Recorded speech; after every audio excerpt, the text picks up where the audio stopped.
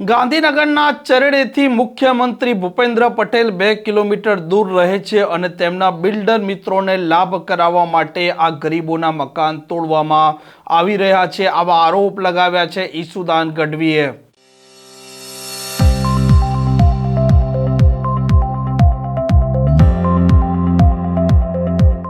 નમસ્કાર, આપ જોઈ રહ્યા છો હોટલાઇન ન્યૂઝ અને હું છું આપની સાથે તોફિક ગાંચી। ગાંધીનગરના ચેરડી વિસ્તારમાં જે ગેરકાયદે દબાણો છે તે તોડવાની કામગીરી ગઈકાલથી ચાલુ છે અને આજે આમ આદમી પાર્ટીના પ્રદેશ પ્રમુખ ઈસુદાન ગઢવી ત્યાં પહોંચ્યા હતા અને તેમણે ગંભીર આરોપ લગાવતા કહ્યું હતું કે ચરડીમાં ગરીબોના મકાનો છે, આ કાચા મકાનો તોડવામાં આવી રહ્યા છે અને આ જ ચરડીથી 2 કિલોમીટર દૂર મુખ્યમંત્રી ભૂપેન્દ્ર પટેલ રહે છે અને તે તેમના બિલ્ડર મિત્રોને લાભ કરાવવા માટે આ મકાનો તોડી રહ્યા છે તેવા તેમણે ગંભીર આરોપ પણ લગાવ્યા છે। આજે મારી આમ આદમી પાર્ટીની ગાંધીનગર ટીમ પોલખોલ ટીમ દ્વારા મને જાણવા મળ્યું કે ગાંધીનગરમાં અહીંયા ચરડી જે વિસ્તાર છે એમાં છાપરાવાળાઓ લગભગ અંદાજે 60 વર્ષથી રહે છે। એમને રાતોરાત પાડી દેવાનું, રાત્રે 4 વાગે બુલડોઝર આવીને એમની મકાનો પાડીને સમથળ કરવાનું નક્કી કર્યું છે। મને આમાં શંકા 2 પ્રકારની છે।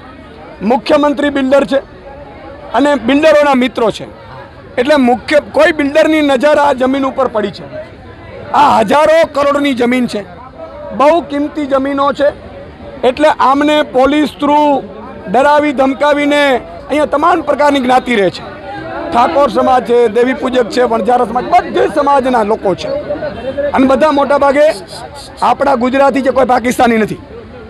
ભાજપ એને મુખ્યમંત્રીએ મને લાગે છે નક્કી કર્યું છે 2 કિલોમીટર દૂર મુખ્યમંત્રી છે, એનાથી અડ્ડા દારૂના બંધ નથી થતા, જુગારના ડ્રગ્સના અડ્ડાઓ બંધ નથી થતા, બુટલેગરો બેફામ છે, હત્યાઓ બેફામ થાય છે અને મૃદુને મક્કમ કરનારા મુખ્યમંત્રી આજે એકદમ નબળી કામગીરી કરી રહ્યા છે।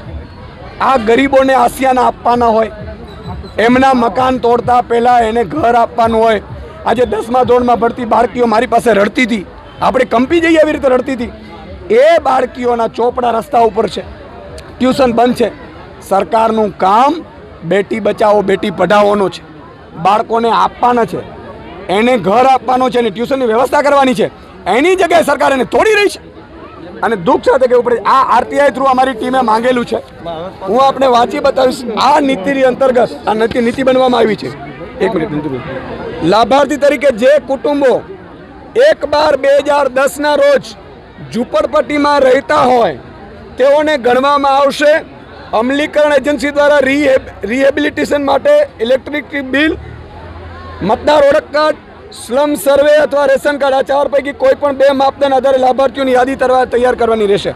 એનો અર્થ એ થયો આમની પાસે બિલ પણ છે, આધાર કાર્ડ છે, ચૂંટણી કાર્ડ છે, આંગણવાડીઓ બનેલી છે, અહીંયા આર્યો ગ્રીન કાર્ડ છે, આમની પાસે લાઇટ બિલ છે, આ બધી વસ્તુઓ આમની પાસે છે, દસ્તાવેજો છે। મારું કહેવાનું મતલબ એ છે, આમ તૂટીને જાય આપનું, કે સરકારના મુખ્યમંત્રીને બિલ્ડરોના કહેવાથી મ્યુનિસિપલ કમિશનરને મેયરે આ લોકો ઉપર અત્યાચાર કરીને ખોટી રીતે એમના મકાન તોડ્યા છે।